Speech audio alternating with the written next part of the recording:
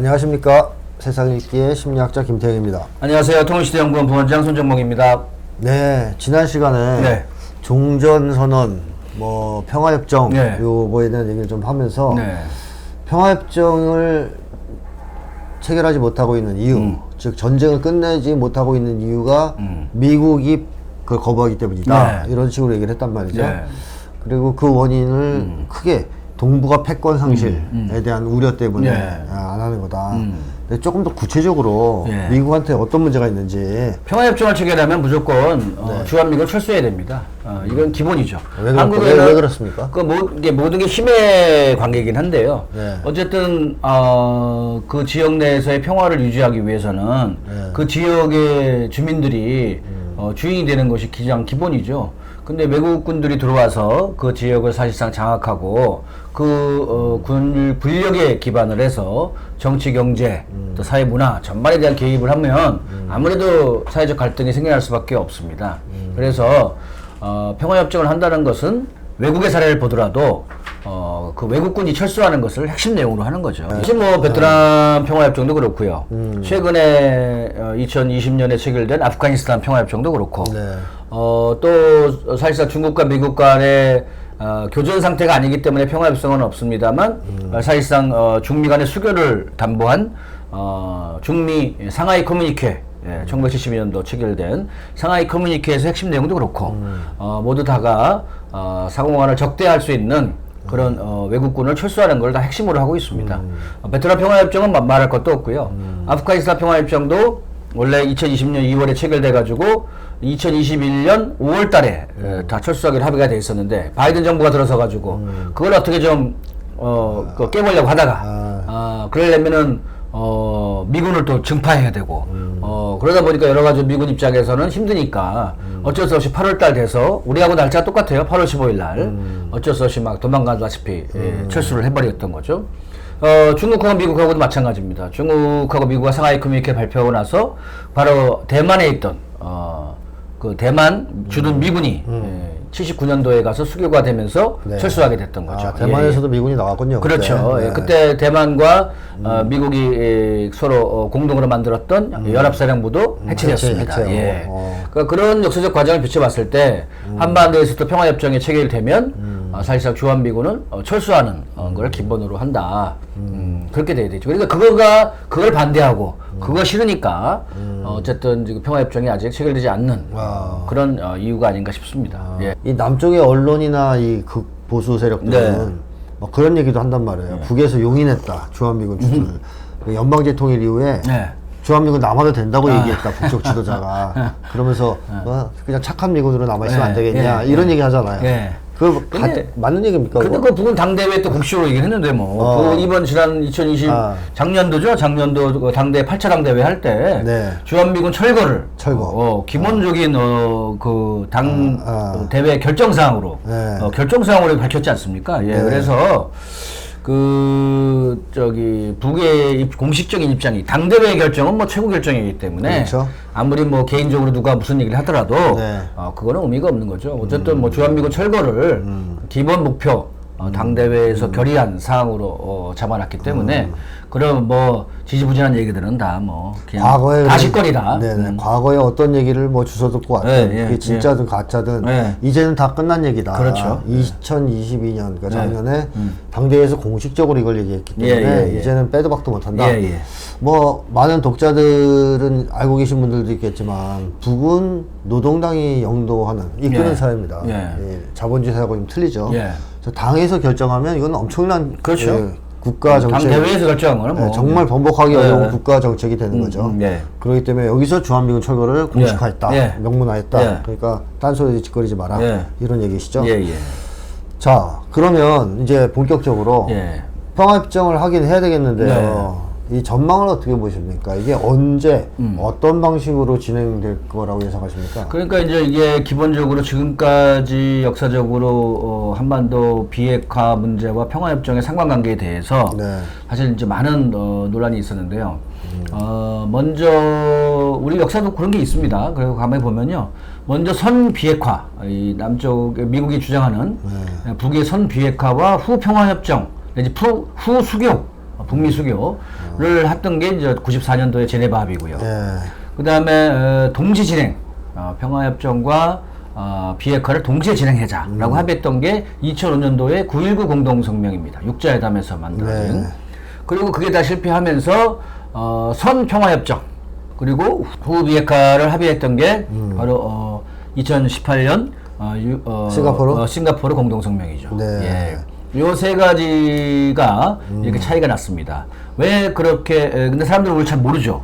예. 모르죠. 예. 사실 근데 이제 94년도 제네바 합의 때는 북이 영변 핵시설 동결하고 미국이 경수로를 지어준다. 뭐 이렇게 하면서 사실상 먼저 비핵화를 시키고 그리고 나서 평화협정과 수교를 하겠다라는 합의를 했었어요. 맞아요. 근데 경수로 건설 제대로 진행이 안 됐고 또 중위 공급도 제대로 안 되면서 사실상 제네바 합의는 끝났죠. 예. 그다음에 2005년도 9.19 공동성명도 사실 비핵화와 평화협정을 동시에 진행하자라고 합의는 했는데 먼저 비핵화가 진행이 됐습니다. 그래서 북은 영변 핵시설 영변에 있는 냉각탑까지 폭파시켰죠. 2008년도에. 그렇죠. 예, 그렇게까지 폭파시키면서 모든 수만 페이지에 달하는 핵시험 자료들을 미국한테 넘겨주기도 했습니다. 근데 평화협정이나 수교와 관련된 협상은 단 한 차도 진행되지 않았어요. 결국은 그리고 비핵화 과정도 서로 간에 불신이 심해가지고 미국이 숨겨놓은 거 더 내놔라. 이게 다냐? 뭐 딴 거 있지? 뭐 이렇게 하면서 계속 믿지 못하면서 북대로 열받고 이런 과정에서 결국은 2009년도에 사실상 끝났습니다. 결국은 선 비핵화 또는 동시 진행 이런 거를 다 해봤지만 안 되더라. 역사적으로 다 안 되더라. 그럼 뭘 먼저 해야 되겠느냐? 먼저 신뢰를 회복하자. 평화협정부터 하자. 그렇죠. 먼저 평화협정을 하자라고 이미 사실 싱가포르 공동성명에서는 그런 표현이 나와요. 상호간의 신뢰 회복이 비핵화를 추동할 수 있는 힘이다. 라는 것을 서로 합의했다. 이런 표현이 서문에 나옵니다. 서문에. 다시 한번 읽어보시기 바랍니다.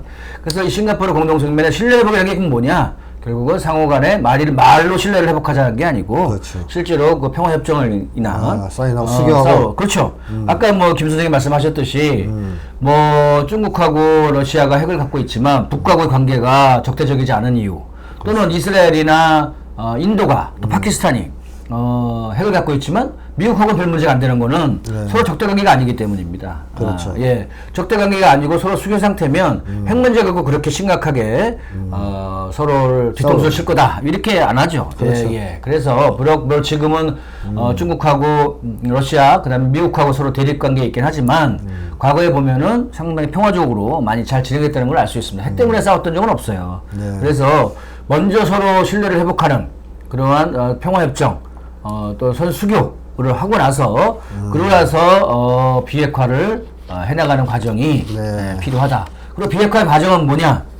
지금은 북이 더 이상 핵무력을 완성했다고까지 주장하고 있기 때문에 핵군축 서로 핵 군축을 하는 방식으로 비핵화 과정이 될 수밖에 없지 않을까 그런 생각이 듭니다.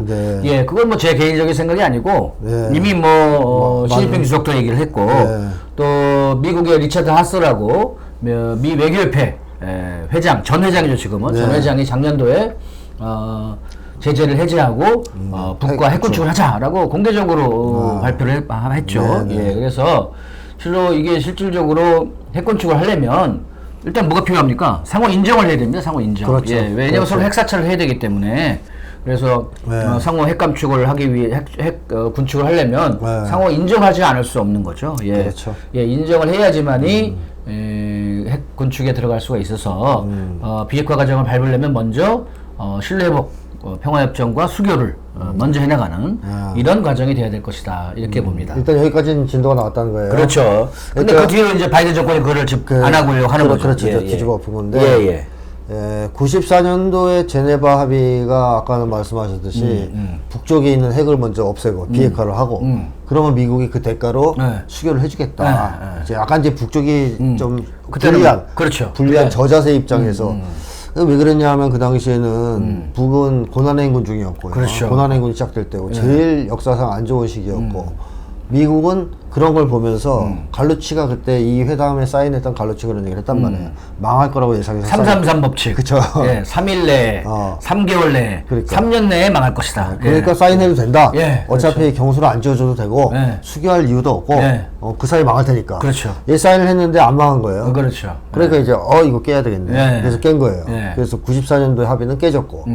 근데 그렇게 합의를 깨면 누구에게 더 유리해지느냐 그 다음 판이. 그러니까 미국한테 더 유리한 판으로 바뀌느냐 아니 북쪽한테 좀 더 유리한 판으로 바뀌느냐라고 봤을 때 북쪽한테 더 유리해졌어요. 그러니까 북은 뭐 계속 핵가발을 하는 과정이 된 거죠. 계속 핵가발을 하니까. 그러니까 제재를 가하면 북이 항복을 할 것이라고 생각했는데 사실은 전혀 안 그랬던 거죠. 그렇죠. 효과 없었죠. 뭐 그런 면에서 보면 사실 미국이 놀랄만 한 거죠. 2005년에는 미국이 이제 약간 밀려난 겁니다. 이거 이제 선비핵화는 안 되고 동시 하나 하면 하나 하고 하나 하면 이렇게 이제 동시에 이행하자. 뭐 이래서 북쪽에서는 또 아까 말씀하셨듯이 뭐 냉각탑도 폭파하고 여러 가지 그 비핵화 조치를 취했죠. 또 미국이 또 사기쳤어요. 안 해. 북쪽은 하는데. 그러니까 동시 진행이 안 되죠. 그렇죠. 그래서 깨졌습니다. 깨지고 나니까 그 다음 단계 협정이 이제 협상이 들어갈 때는 또 미국이 밀렸어요. 불리해졌습니다. 동시 진행이라도 이때는 하려고 했었는데 이제 2018년에는 평화협정 먼저 비핵화 나중에로 미국이 불리한 쪽으로 역전이 되어버렸습니다. 그러니까 이 사이에 일어났던 변화라면 말씀하실 때 제재가 효과가 없었고 장기간에 걸친 또 북쪽이 고난행군을 잘 마무리하고 경제 건설도 성과적으로 하고 있고 특히 핵무력을 엄청나게 강화시켰죠. 반면에 미국의 국권은 상당히 약화되는 상황에 들어가서 이러다 보니까 미국이 좀 불리한 입장에 서게 됐다. 이제 협상을 했을 때. 근데 이제 그런 불리한 상황에서 트럼프는 하려고 했어요. 하려고 했지 않습니까? 근데 그 강경파인 볼턴 뭐 이런 애들이 네오콘 세력들이 어쨌든 뭐 그래서 트럼프를 어떻게든 쫓아냈고 그렇죠. 그래서 바이든 세력이 다시 집권을 한 거죠. 파탄을 낸 거죠. 그때 이 최선희 왜 그때 부상이었나요? 부상이죠. 하여튼 내무상 부상. 아주 의미심장한 얘기를 했습니다. 이런 미국으로서는 천재 이루의 기회를 놓쳤다. 다시는 이런 좋은 기회가 오지 않을 것이다. 근데 영변 핵시설을 다 폐기시키겠다고까지 제안을 했었죠. 그 제재 해제하고 2019년에 그 2019년 맞습니다. 그 대화 내용인데 그때 하노이 정상회담에서 그때는 그게 아주 그 트럼프가 박차고 나가면서 사실은 그게 완전히 조도의 기회를 놓친 거죠. 미국 입장에서는. 그러니까 북에서 하는 그 말이 다음번에 회담이 열리면 이거보다 더 불리해질 거라 이거 아니에요. 그러니까 지금까지 흐름을 쭉 보면 계속 불리해지는 거예요. 협상을 깨고 나갈 때마다. 사실은 갈수록 이제 미국의 힘이 약해지는 것이 본인들도 느끼고 있는 것이고 어쨌든 이게 지금 너무 오래 갔지 않습니까? 본인들도 뭐 그걸 알죠, 사실은. 그렇죠. 이제는 좀 끝낼 때가 된 거고요. 또 북의 힘이 상대적으로 더 강해진 과정이 있고 남쪽의 국민들도 이제 계속적인 평화협정 요구를 더욱더 많은 사람들이 하게 되고 이러면서 보수 세력들도 그런 얘기 합니다. 보수 세력들도 이제 이 지긋지긋한 정전 그 동아일보에서 그런 얘기가 나왔었는데. 나왔어요? 동아일보에서? 이 지긋지긋한 그러한 이 정전 상태는 이제 끝내야 되지 않겠냐 이런 얘기를 이제 끝내는데 이제 자기들한테 유리하게 끝내자는 얘기긴 하지만 어쨌든 이제 끝낸다라는 것에 대해서 누구나 다 공감을 하고 있는 그런 거죠. 자, 그러면 이 정전 상태를 끝내고 즉 전쟁을 끝내고 평화협정, 평화체제로 가는데 이게 미 패권 몰락이 지금 급속도로 진행되고 있는데요. 이것과 어떤 연관성이 있겠죠? 그렇죠. 당연히 연관성이 있죠. 미국이 마지막으로 지금 사실상 유럽에서 이 대서양 동맹과 이 동북아에 있어서의 한미일 동맹 각각의 동맹이죠. 이 동맹을 기축으로 해서 세계 패권을 사실상 유지해 왔는데 이게 지금 상당히 빠른 속도로 무너지고 있는 이런 상태라서 결국은 이게 힘의 균형이 지금 기울고 있다 이렇게 보여지고요. 그런 과정에서 이미 미국 대선이 내년에 또 이제 미국 대선입니다.